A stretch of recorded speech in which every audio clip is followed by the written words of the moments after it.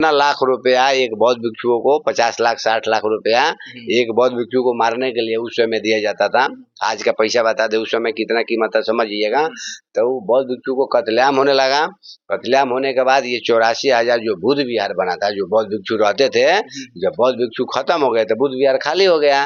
फिर मनुवादियों ने इस बुद्ध विहार पर कब्जा कर लिया। क्या हुआ ना, जब सम्राट अशोका के जो पोता थे राजा विद्रथ, विद्रथ काल तक भारत में बौद्ध धर्म फला फूला था।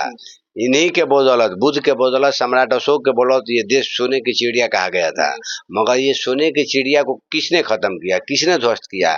तो उसका सेनापति था पुष्यमित्र शुंग। राजा विद्रथ के जो सेनापति थे पुष्यमित्र शुंग ने क्या किया, पुष्यमित्र शुंग का जो गुरु था पतंजलि था। पतंजलि के कहने पे जो सम्राट अशोका ने 60,000 बौद्ध भिक्षुओं को सर्वे कर इसको मिलाया और कहा पाटलिपुत्र का जो राजा विद्रथ हैं उसको मारो, तुमको राजा बना देंगे। अच्छा। तो कहता मैं राजा कैसे बन जाऊंगा, मैं तो उसका सेनापति हूँ। कहते उसको मारो। साजिश रच के राजा विद्रथ का हत्या किया गया। हत्या करने के बाद तो कहता तू राजा बन जाएगा। तो अब कैसे राजा तो बन जाएंगे? तो पतंजलि कहता है अगर पाटलिपुत्रा में अगर वहां राजा जाके बनते हो तो वहां के तो मतलब तुमको टिकने नहीं देगा। इसलिए कि राजा में जो बौद्ध भिक्षु होता है, बौद्ध भिक्षु के बात सब लोग मानेगा। अगर बौद्ध भिक्षु तुम्हारे विरोध में थोड़ा भी बात बोल जाएगा ना तो बहुत मतलब तुम्हारा अथी हो जाएगा।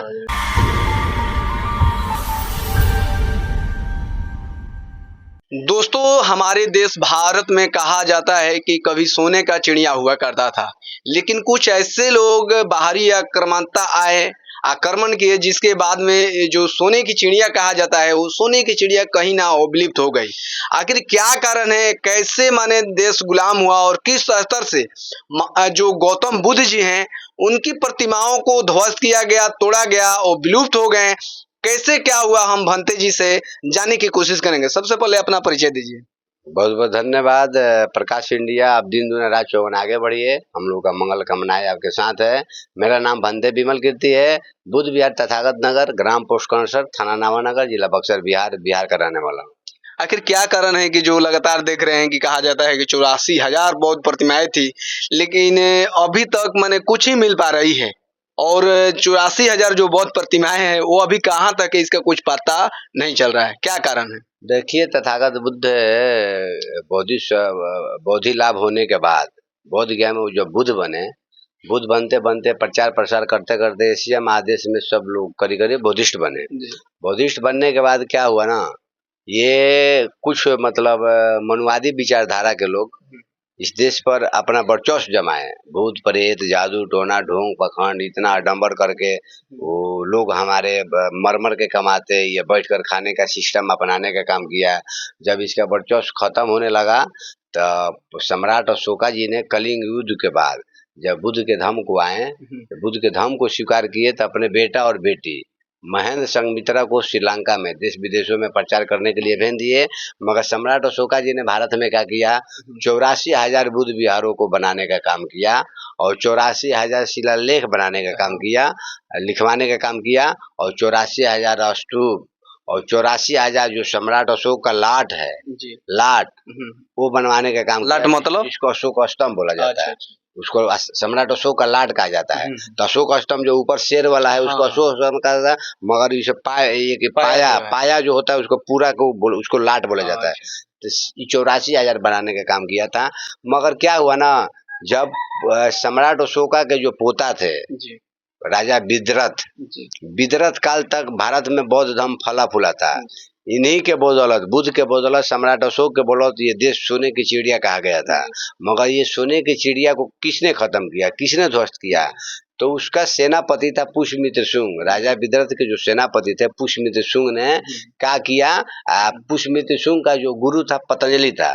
पतंजलि के कहने पे जो सम्राट अशोका ने 60,000 बौद्ध भिक्षुओं को सर्वे करके 60,000 नकली बौद्ध भिक्षु उस समय मिले थे। तो 60,000 नकली बौद्ध भिक्षु को सम्राट अशोका ने गुरु द्वारा चीवर को उतरवाने का काम किया था। तो जब चीवर उतरवा दिया गया तो उसी में से एक पतंजलि भी था जो योगा सिखाता है। ये बुद्ध का ही कला है, बौद्ध भिक्षु लोगों का कला है। जैसे सम्यक व्यायाम, अष्टांगिक मार्ग का भाग पढ़िएगा, सम्यक व्यायाम, व्यायाम का मतलब एक्सरसाइज करना।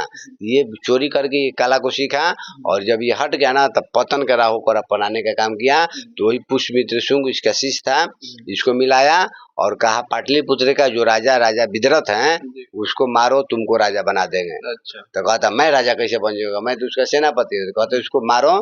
साजिश रच के राजा विदरथ का हत्या किया गया। हत्या करने के बाद तो कहता तू राजा बन जाएगा। तो अब कैसे राजा तो बन जाएंगे। तो पतंजलि कहता है अगर पाटलिपुत्र में अगर वहां राजा जाके बनते हो तो वहां के तो मतलब तुमको टिकने नहीं देगा। इसलिए कि राजा में जो बौद्ध भिक्षु होता है, बौद्ध भिक्षु के बात सब लोग मानेगा। अगर बौद्ध भिक्षु तुम्हारे विरोध में थोड़ा भी बात बोल जाएगा ना तो बहुत मतलब तुम्हारा अथी हो जाएगा। तो क्या करना पड़ेगा। तो कहते हैं पाटलिपुत्र का राजधानी ना बनाकर कहाँ बनाओ, आके सकेत। सकेत में राजधानी बनाया गया। हाँ, यहाँ का तैयारी चलने लगा। और सकेत जिसको अयोध्या बोला जाता है। तो कहा तो फिर कैसे का होगा। तो कहता बौद्ध भिक्षु जाके गाँव में प्रचार कर देगा ना, राजा विदरथ का तुमको मारने वाला जो है ना ये पुष्यमित्र शुंग ही सेनापति है, तो बहुत बड़ा विद्रोह हो जाएगा। तो फिर पुष्यमित्र शुंग पूछता है अपने गुरु पतंजलि से तब क्या करना चाहिए। तो पतंजलि कहता है अगर देश पर राज करना है तो सबसे पहले सबसे खतरनाक कोई व्यक्ति है तो बौद्ध भिक्षु होता है। तो बौद्ध भिक्षु को पहले कत्लेआम करो। तो कहते ये कैसे किया जाएगा, कत्लेआम करेंगे तो हम पकड़े जाएंगे। तो नहीं, समाज हमारा जो समाज है ना, ये समाज बहुत लालची और स्वार्थी है। तो लालची स्वार्थी के लिए क्या करना पड़ेगा, इसको खरीदने का काम करो।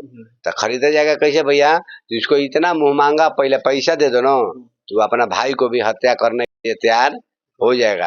तो पुष्यमित्र शुंग द्वारा पतंजलि द्वारा एक ऐलान कराया गया, जे एक बौद्ध भिक्षु को ये सर काट कर लाएगा उसको 100 सोना मुद्राएं पुरस्कार दिया जाएगा। तो 100 सोना मतलब एक भर का 10 भर का एक सोना, तो 100 सोना। तो एक भर का सोना का कीमत मतलब 50,000 रुपया है ना, 60,000। तो 100 से गुना कर दीजिए कितना हो जाएगा। इतना लाख रुपया एक बौद्ध भिक्षुओं को 50 लाख 60 लाख रुपया एक बौद्ध भिक्षु को मारने के लिए उस समय दिया जाता था। आज का पैसा बता दे उस समय कितना कीमत है समझिएगा। तो वो बौद्ध भिक्षु को कत्लेआम होने लगा।